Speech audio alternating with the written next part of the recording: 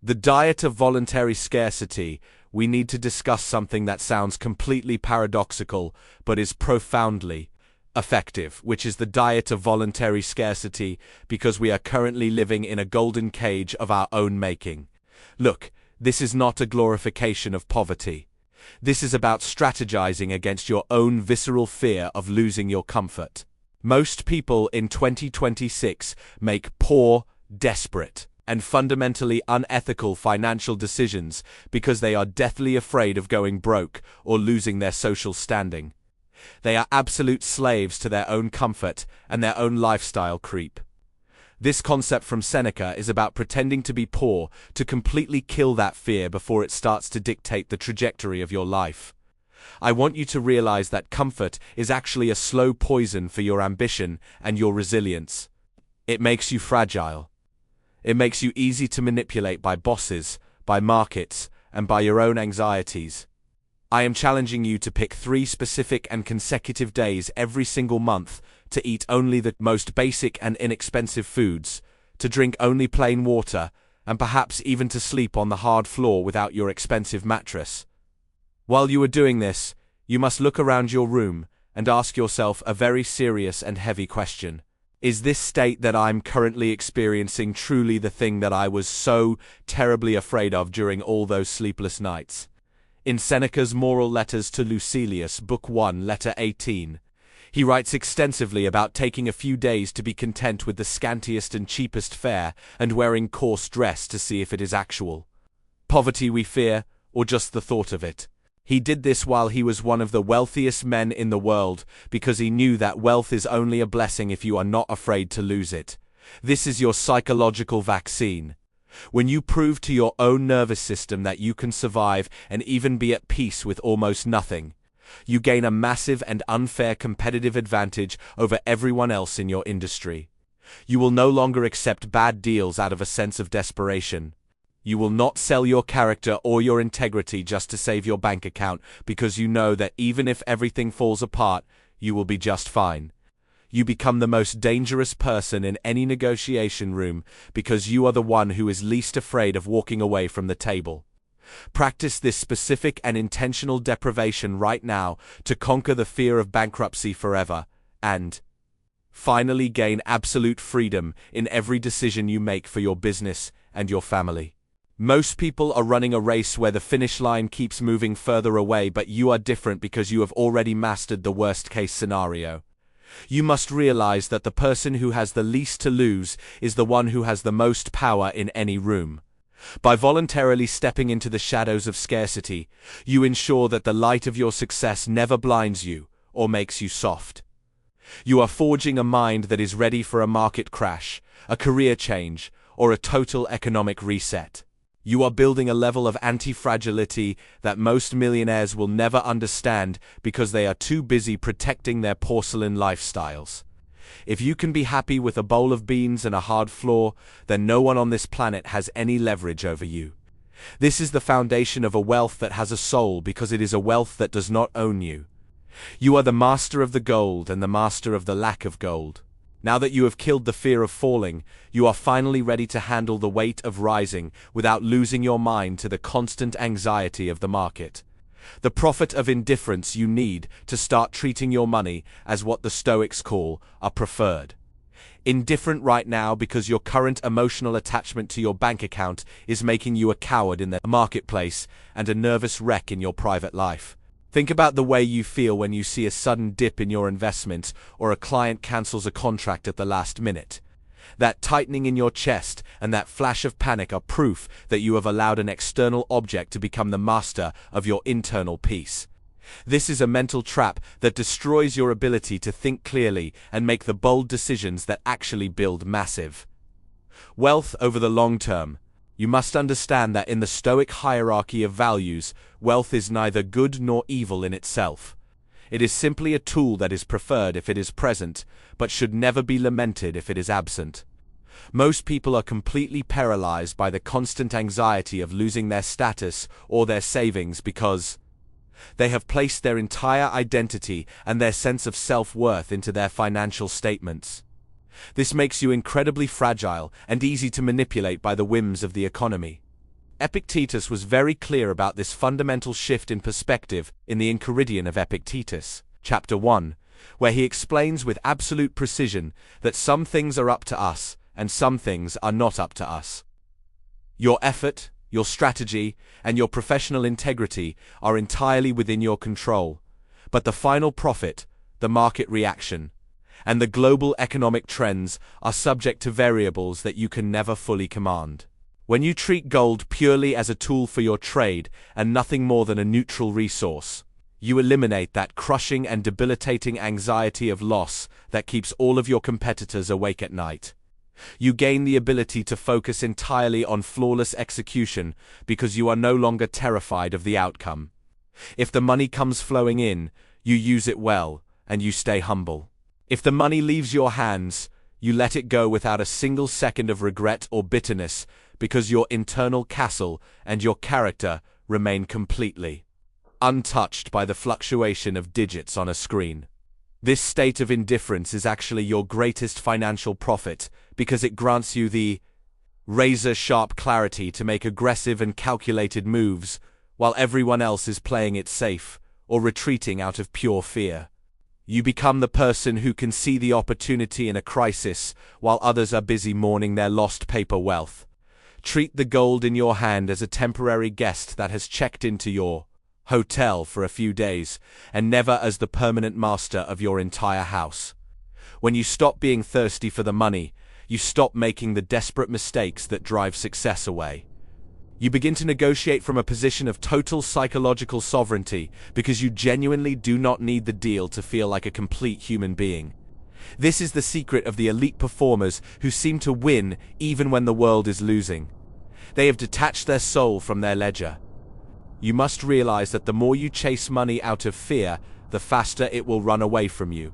But when you stand still in your own virtue, wealth tends to find its way to the person who knows how to handle it without becoming a slave to it. This mental detachment is not about being lazy or passive. It is about being so focused on the quality of your work that the result becomes secondary. By mastering this indifference, you are not just protecting your peace of mind. You are optimizing your brain for high-stakes performance. You are building a fortress that no market crash can ever breach because the foundation is not made of gold, but of an unshakable will. Now that you have learned to treat your capital with the cold logic of a master, you must understand that this power comes with a heavy price that society often ignores. You have the tools for success. But you must now face the reality of why you are building this empire in the first place and what you owe to the world around you. The tax of the cosmopolis. You must understand that wealth without a clear and undeniable social utility is nothing more than dead weight on your soul that will eventually crush the very joy you thought money would buy. Too many people in this modern world spend their entire lives climbing a ladder of accumulation only to find themselves trapped in a profound and terrifying existential vacuum once they reach the top. They have the cars, the houses, and the numbers on the screen, but they have no purpose beyond their own immediate and fleeting physical comfort. This is where you must apply the timeless and staggering wisdom of Marcus Aurelius regarding our fundamental duty to the human community, which he termed the cosmopolis. Think of your success not as a private trophy, but as a vital resource meant for the entire human hive. In the Meditations of Marcus Aurelius, Book 6, paragraph 54, he states clearly and with absolute authority that what is not good for the swarm is not good for the bee. You are that bee, and if you believe you can thrive while the rest of the hive suffers, or while you ignore your responsibility to it, you are profoundly mistaken. You must begin to donate a significant portion of your energy and your time and your hard-earned resources to the common good to heal that hollow and gnawing feeling of accumulation without meaning. This is not just about being a nice person. It is a strategic requirement for your own psychological survival in a world that is increasingly lonely and disconnected. When you align your personal financial growth with the tangible benefit of the collective, you find that your wealth gains a weight and a significance that protects you from the acidic rot of pure and unadulterated selfishness. You are no longer just a hoarder of cold gold. You become a steward of resources for the world and a caretaker of the capital that has been entrusted to you by the universe for a brief moment in time. Start serving something significantly larger than your own fragile ego right now, to turn your profit into a legacy that actually matters to the people around you and the generations that will follow your footsteps. If you do not find a reason for your wealth that transcends your own narrow needs, your success will eventually feel like a heavy burden you can no longer carry without breaking under the pressure of your own vanity. You will become the person who has everything and yet feels like they have absolutely nothing of value because you have neglected the social fabric that gives human life its flavor. The Stoics knew that we are social animals designed for cooperation, and to deny this is to deny your own nature and your own health. Your bank account is an engine, and an engine that is not connected to a vehicle to move people forward is just a loud and useless machine taking up space. You must pay the tax of the cosmopolis, not because a government demands it, but because your soul requires it to remain vibrant and alive and connected to the source of all things. This is the difference between a billionaire who is loathed by his peers and a leader who is loved by his community. One is a parasite on the hive, and the other is its lifeblood. As you scale your business and your influence, you must constantly ask yourself how this growth serves the city and the country and the world at large. Are you creating value or just extracting it from the vulnerable? Are you building bridges for others to cross or just walls to keep people out of your garden? The more you give back with a sincere heart, the more you will find that the universe provides you with the strength and the clarity to earn even more, because you have proven that you can be trusted with the massive responsibility of abundance. You are forging a spirit that is connected to the whole, and in that connection you find an inexhaustible source of motivation that no amount of self-indulgence can ever provide you during the dark nights. This is how you achieve wealth without losing your soul, because you have turned your fortune into a force for good.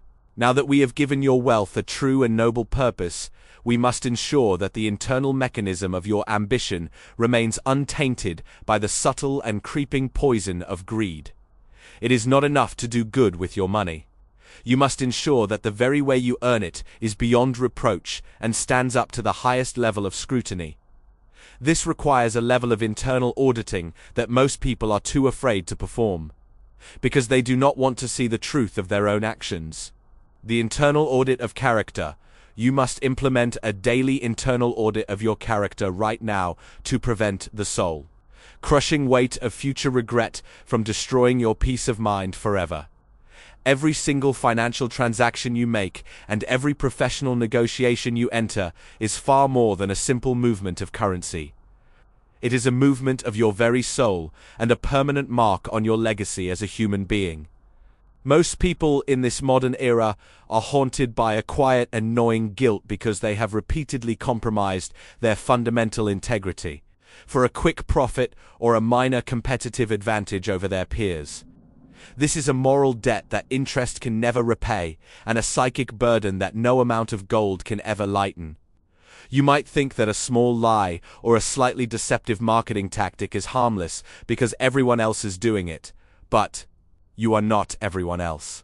You are building an empire on the bedrock of Stoic virtue, and that requires a level of honesty that most people find terrifying. Marcus Aurelius practiced this exact level of intense and uncompromising scrutiny every single day of his imperial life. In the Meditations of Marcus Aurelius, Book 3, Paragraph 4, he reminds us not to waste what is left of our lives in thoughts about others and their opinions, but to focus entirely on our own internal guide and the quality of our own actions. He was the most powerful man on earth, yet he answered to a higher court which was his own conscience. You need to ask yourself a hard and honest question before every single deal or decision you make in your business life. Would I still make this choice if the entire world were watching my every move with a magnifying glass? If the answer is even a slight no, then that profit is a poison that will eventually rot your happiness from the inside out and turn your success into a source of shame. Think about the long-term return on investment of a clean reputation. When people know that your word is unbreakable and your character is beyond reproach, they will seek you out even in the middle of a global crisis. Integrity is the rarest and most valuable commodity in any market, and it is the only thing that you can truly take with you to the end. When you audit your ambitions with this level of brutal and pragmatic honesty, you maintain a clean conscience that acts as an impenetrable shield against the debilitating stress of the world. You will sleep much better than the most successful liar because your mind is at total peace with itself, and you have nothing to hide from anyone.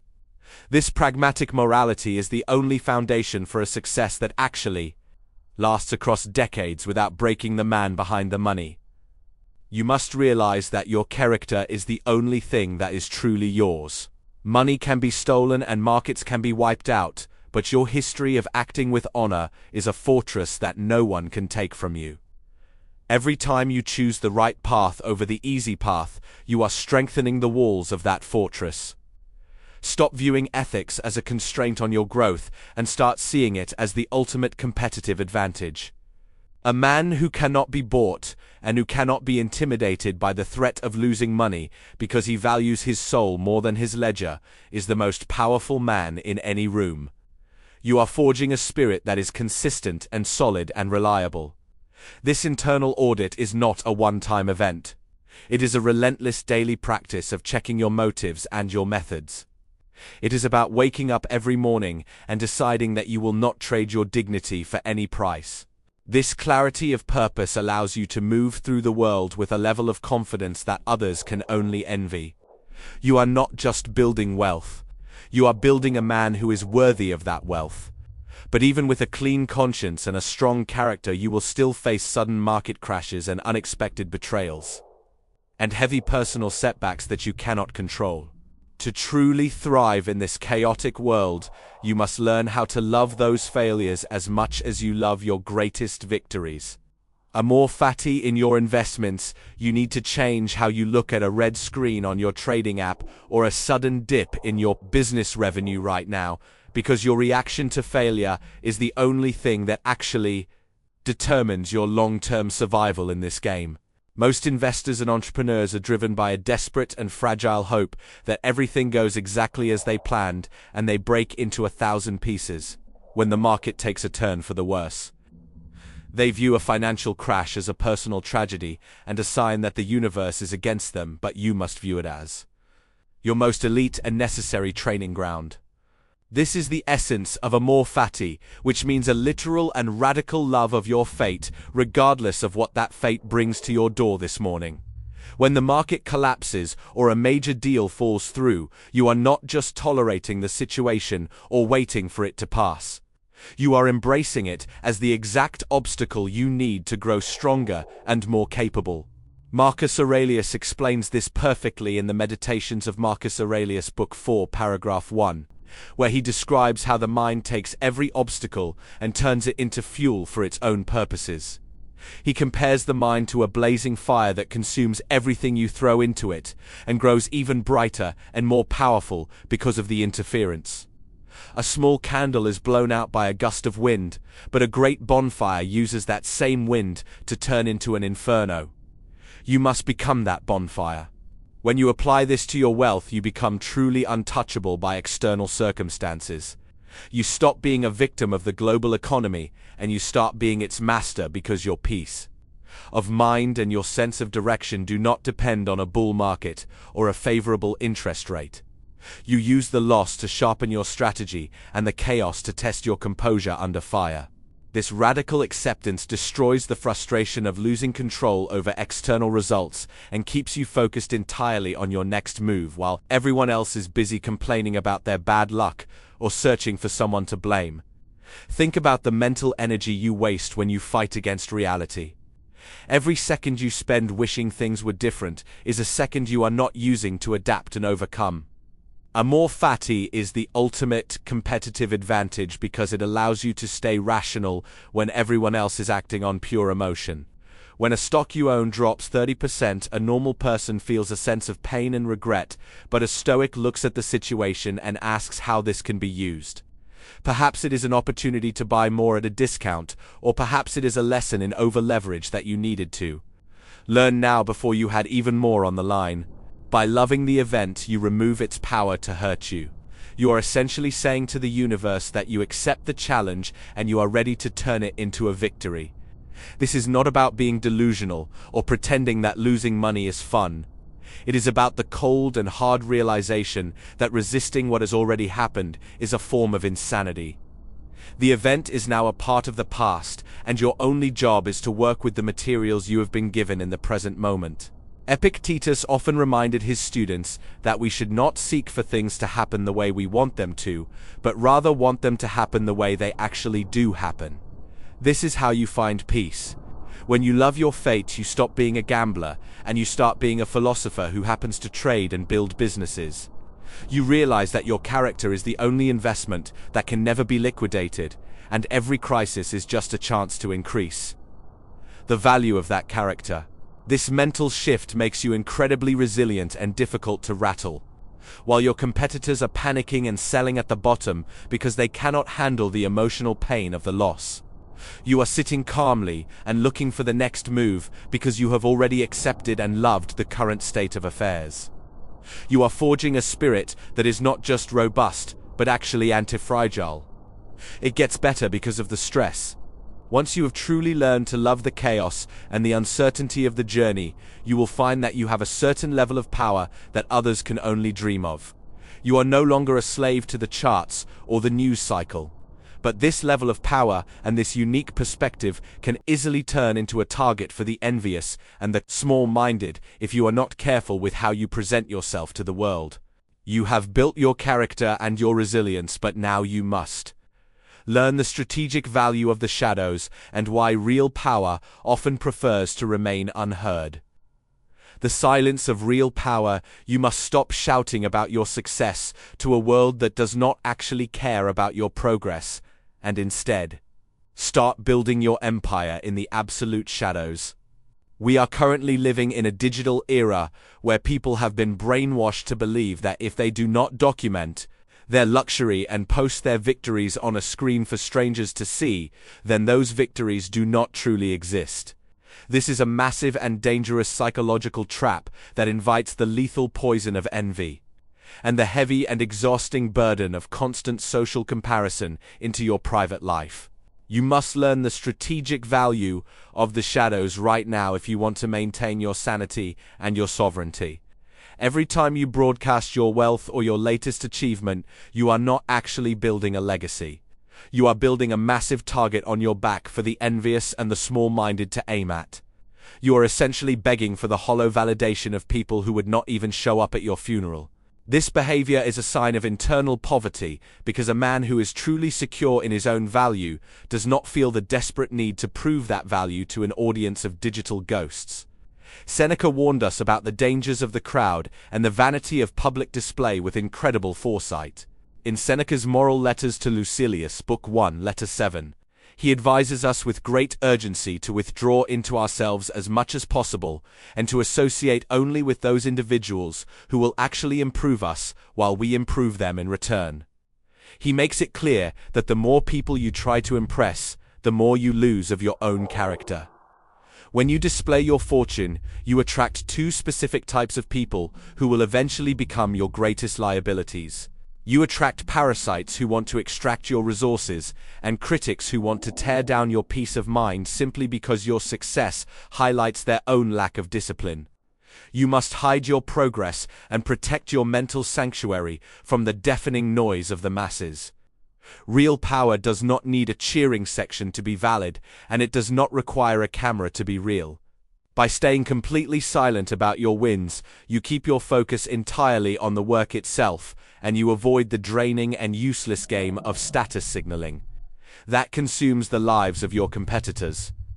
This discretion is your greatest strategic defense. It allows you to move through the world completely unnoticed while your influence and your capital grow in total and undisturbed peace. You are building a fortress of solitude that no one can invade because no one even knows where the gates are located. This level of silence makes you both dangerous and calm at the same time because your enemies cannot hit what they cannot see. Think about the psychological freedom of walking into a room and being the most successful person there while everyone else assumes you are just another worker. That is true sovereignty, and it grants you the ability to observe the world without the burden of being observed by it. You are no longer performing a role for the sake of an audience. You are living a life for the sake of your own soul. The more you talk about what you are going to do or what you have already done, the less energy you have to actually execute the next phase of your plan. Silence is the ultimate proof of confidence. It shows that you do not need the external world to tell you that you are winning because you already have the internal evidence of your own discipline and your own growth. You are forging a spirit that is self-contained and self-sufficient. This is how you protect your wealth from the rot of vanity and the friction of unnecessary social drama. You must realize that your business and your bank account are private matters that should be guarded with the same intensity that you guard your physical health. When you stop seeking the applause of the crowd, you find that your work becomes much deeper and your results become much more significant. You are no longer distracted by the need to frame your life for a picture. You are busy living that life to its fullest potential. This silence creates a space where your character can grow without the interference of public opinion or the pressure to maintain a false image. You become a man of substance rather than a man of style.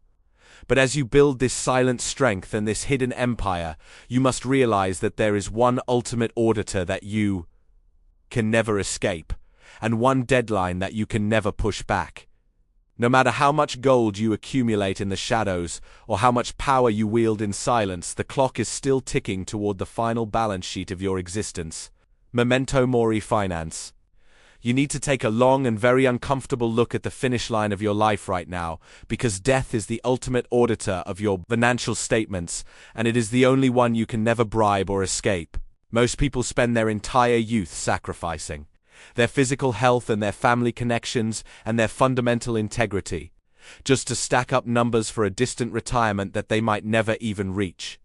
They live as if they were going to be here for 1,000 years, but the clock is ticking relentlessly and it does not care about your net worth or your professional titles.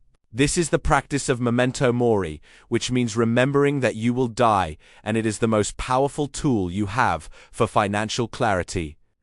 In Seneca's Moral Letters to Lucilius, Book 1, Letter 1, he tells us to hold every hour in our grasp, and that we will lay hands on tomorrow if we but lay hands on today. He reminds us with brutal honesty that all our possessions are under the control of others, but time is our only real property that we actually own. Stop waiting for some distant future to start being the person you actually want to be. When you are lying on your deathbed, you are not going to remember the specific digits in your savings account or the brand of the watch on your wrist. You are going to remember the quality of your relationships and the strength of your character and the way you treated other people during your climb to the top. If you are sacrificing your soul today for a promise of security tomorrow, you are making the worst trade in human history. You are trading the certain for the uncertain and the infinite for the finite. Think about all the people who worked themselves to the bone only to pass away a year before they intended to retire. They traded their only life for a pile of paper that they never got to use. Do not let yourself be one of those tragic statistics. Marcus Aurelius reminds us in the Meditations of Marcus Aurelius, Book 2, paragraph 11, that we should do and say and think everything as if we were just about to leave this life at this very moment. If death stood at your shoulder right this second, would you be proud of how you made your last dollar? Would you be satisfied with the way you ignored your loved ones to answer one more unimportant email? This awareness of your own mortality is not depressing. It is actually the most liberating thing you can ever experience because it kills the triviality of greed. It forces you to focus on high-value living instead of just high-value earning. It forces you to be honest in your dealings because you know that a dishonest profit is a permanent stain on your final legacy. You must prioritize your soul today because today is the only thing you actually possess. Tomorrow is a dream, and yesterday is a memory. Everything you have built will eventually crumble into dust, but the way you lived. Your life will echo in the character of those you influenced. When you understand that you cannot take a single cent with you into the grave, your relationship with money changes from one of desperation to one of stewardship. You start using your wealth to build things that actually matter, rather than just accumulating things that glitter. You stop being afraid of losing your money because you realize that you are going to lose it eventually anyway. This perspective gives you a level of courage that no one else has. You can take risks that others won't because you know that the real risk is not losing your money but wasting your life. You begin to see money as a guest in your life rather than the owner of your life. Every hour you spend chasing more wealth should be weighed against the value of an hour spent in pursuit of virtue or connection. If the cost of your next million is your peace of mind or your integrity, then that million is far too expensive. You must learn to say no to the money that costs too much of your life. This is the ultimate financial discipline.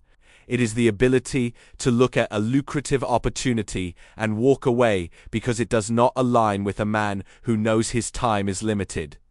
You are forging a spirit that is focused on the essential and the eternal. This awareness of death acts as a filter that removes all the noise and the vanity of the world. It leaves you with the truth. You are here for a brief moment, and your job is to play your role with excellence and honor. The gold is just a prop in the play. Do not mistake the prop for the purpose of the performance. When you live with memento mori in your heart, you are truly wealthy regardless of your bank balance because you are living a life that is full and complete right now. You do not need the next zero to be happy. You are already whole. This is the secret of the masters. They earn and they build, but they never lose sight of the fact that they are mortal. This keeps them humble in success and resilient in failure. They know that the final balance sheet is not about what you have, but about who you were. The 30-day challenge. You must understand that watching this video and nodding your head in agreement is absolutely worthless and even dangerous if you do not change your physical behavior starting the very second this screen goes black. Stoicism was never intended to be a comfortable intellectual hobby for the elite or a collection of pretty quotes to post on your social media timeline to gain temporary validation from strangers. It is a brutal and effective medicine designed to cure the sickness of a weak and dependent mind that has been poisoned by modern consumerism. You are standing at a definitive crossroads right now, and the path you choose will determine if you remain an emotional slave to your bank account, or if you finally step into the arena and start living like a master of your own destiny. I am giving you a direct and non-negotiable challenge for the next 30 days because information without application is just a form of entertainment, and you are not here to be entertained. Do not try to apply all 7 secrets at once because you will likely become overwhelmed and revert to your old ways within 48 hours. Instead, you must pick exactly one of the strategies we discussed today that hit you the hardest in your gut and made you feel the most uncomfortable. If you are terrified of losing your money, then you must commit to the diet of voluntary scarcity for 3 consecutive days this month to prove to your nervous system that you are still the boss. If you are constantly stressed by the opinions and the digital noise of others, then you must practice the silence of real power and stop posting about your life entirely. For the next 4 weeks to rediscover your own voice. If you have been cutting corners in your business or your career, then you must perform the internal audit of character before every single email you send and every phone call you make to ensure that your integrity is beyond any shadow of a doubt. If you do not change your physical actions, your mind will remain poor and anxious regardless of how many millions you manage to stack in your account because you have not addressed the underlying fragility of your soul. Epictetus spoke directly to this moment of hesitation in the Enchiridion of Epictetus, chapter 51, where he asks how long you will wait to think yourself worthy of the highest improvements and follow the distinctions of reason. He warns us that if we are negligent and slothful and keep putting off the day when we will attend to ourselves, we will fail to make any progress, and will live and die as ordinary people who never mastered their own minds. You must realize that the time for talking is over, and the time for foregoing is here. This 30-day challenge is your personal trial by fire. It is the filter that separates the spectators from the practitioners. Seneca reminds us in the Moral Letters to Lucilius, Book 9, Letter 75, that we should say what we feel and feel what we say, so that our speech is in harmony with our life. If your life is not in harmony with these principles, then you are just a loud actor playing a role that you do not actually believe in. By picking one specific secret and hammering it into your daily routine until it becomes a part of your very identity, you are building a level of self-respect that no market crash and no betrayal can ever take away from you. This is the only way to achieve a success that has a real soul. You are not just building wealth anymore. You are building a man who is worthy of that wealth, and who knows how to handle it with the grace of an emperor and the grit of a philosopher. Take that one secret and make it your obsession for the next month. Do not look for shortcuts and do not make excuses for your own weakness. The world is full of people who talk about philosophy, but the world is changed only by the few who actually embody it, through their work and their unwavering discipline in the face of adversity.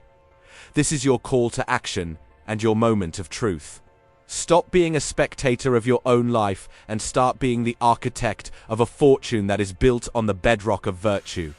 When you look back at these 30 days, you will realize that the money was just a byproduct of the man you were becoming. You are forging a spirit that is not just resilient, but actually dangerous to the mediocrity of the world around you. This challenge is the only bridge between the person you are now and the person you are capable of being. Do not let this bridge collapse because of your own inaction.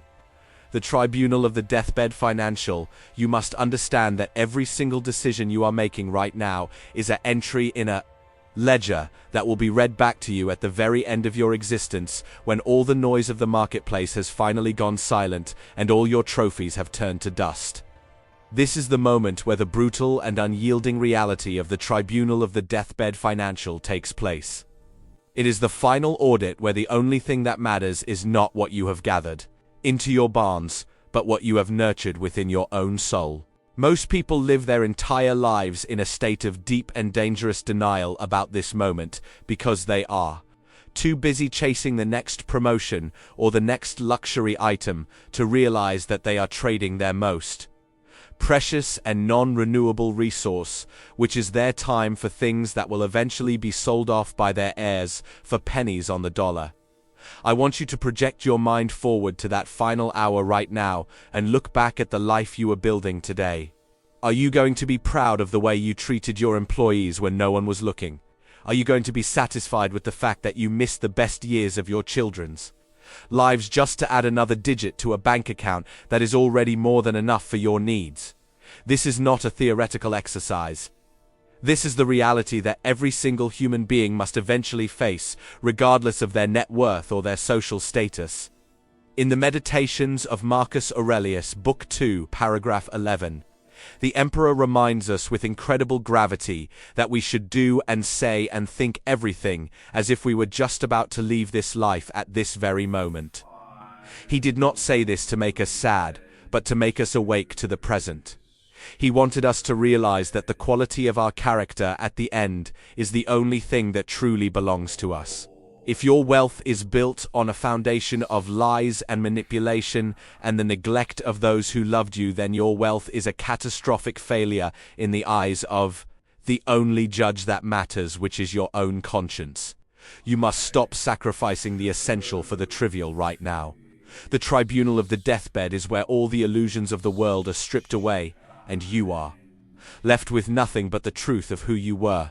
If you have been a person of integrity and a person of service and a person of profound self-discipline, then you will face that moment with a sense of peace that no amount of money can ever buy. But if you have been a slave to your greed and a slave to your vanity, then you will face it with a deep and irreversible regret that will haunt your final breaths. Think about the legacy you are truly leaving behind in the hearts of others. Money is just a tool and a prop in the play of life, but your character is the actual performance. You have the power right now to rewrite your final accounting. You can choose to be a man of value rather than just a man of success. You can choose to use your wealth to build a world that is better because you are in it rather than just a world that is more crowded with your possessions. This awareness of the end should act as a massive filter for every choice you make today. It should make you more honest and more generous and more focused on the things that actually matter in the long run. If a deal costs you your peace of mind or your ability to look yourself in the mirror with respect, then that deal is a massive loss, no matter how much profit it shows on the surface. You are forging a spirit that is ready for the final audit because you are living every single day with the end in mind. This is how you achieve a wealth that is actually worth having, because it is a wealth that is aligned with the truth of your mortality. You stop being a gambler with your time and you start being a steward of your soul. When you live with this level of clarity, you find that the trivial stresses of the market lose their power over you because you are focused on the eternal rather than the fleeting. You are building an empire that is not made of gold, but of an unbreakable will and a heart that is at peace with its own history. This is the ultimate goal of the Stoic path. It is the ability to reach the end of your life and know that you did not waste a single second in the pursuit of shadows. You have been a man of substance and a man of honor and a man of absolute sovereignty over his own desires. Now that you have faced the tribunal of the deathbed and seen the truth of what matters, you are finally ready to declare your absolute freedom over the gold that once ruled your mind. The manifesto of absolute freedom. We have finally reached the ultimate verdict of this journey together, and it is time for you to sign the most important contract of your entire life, which is your declaration of absolute independence from the gold that once ruled your every waking thought. You are no longer the same person who clicked on this video 40 minutes ago because you have seen through the grand illusion of the modern world. And you have realized that the system of 2026 is designed to keep you in a state of perpetual hunger and constant anxiety. The world defines your success by the size of the pile of stones you leave behind, but the Stoics define it by the size and the strength of the soul you carry within your chest while you are still breathing. You have the maps and you have the strategies and you have the direct counsel of the greatest minds to ever walk the earth, but now you must decide if you are brave enough to be truly free in a world of voluntary slaves. Epictetus leaves us with a haunting and definitive choice in the Discourses of Epictetus. Book 4, Chapter 1, where he asks us to choose once and for all between being free or being a slave to our own endless desires for wealth and status. He makes it crystal clear that if you prioritize your internal freedom, then everything you actually need for a flourishing life will follow as a natural consequence. But if you prioritize your riches, then you will spend your entire life in invisible chains, regardless of how many properties you own or how many people bow to your name. You must realize that a man who wants nothing he cannot control is the only man who can never be coerced or intimidated by any government, or any market, or any boss. Marcus Aurelius reminds us with imperial authority in the Meditations of Marcus Aurelius, Book 7, paragraph 67, that your happiness is never a hostage of your bank account because it depends entirely and exclusively on the quality and the discipline and the purity of your own thoughts. You are the only person on this planet who can grant yourself peace, and you are the only person who can take it away by chasing shadows. Seneca gives us the final and most urgent command in the Moral Letters to Lucilius, Book 1, Letter 1, where he urges us to start living this very moment and to treat every single day as if it were a full and complete life in itself. Do not spend another single second waiting for a future that is not guaranteed, and do not sacrifice your current character for a promise of a security that can be wiped out in a single afternoon. Real wealth is the power to stand in front of your fortune and know with total certainty that you are completely independent of it. You are only truly rich when you can lose every single thing you possess tonight and still look in the mirror tomorrow morning and see a man of unshakable value and uncompromised dignity. This is the manifesto of the sovereign soul. It is the realization that you are the architect of your own character and the master of your own reactions. The gold is just a tool, and the success is just a game, but your virtue is the eternal fire that lights your way through the darkness of the world. Take this power with you, and go build your world without ever letting the world build its walls around your soul again. You are now equipped with a mental fortress that no inflation can devalue and no recession can destroy. You are a practitioner of the ancient arts of survival and success, and you know that the greatest profit you will ever earn is the ability to live and die, with a clear conscience and a heart that is at peace. This is your life, and it is time to live it with the majesty of an emperor and the grit of a philosopher who knows that he is already whole without needing a single cent more to prove it to anyone. Stand tall in your virtue and let your actions be your only advertisement to the world. You are free.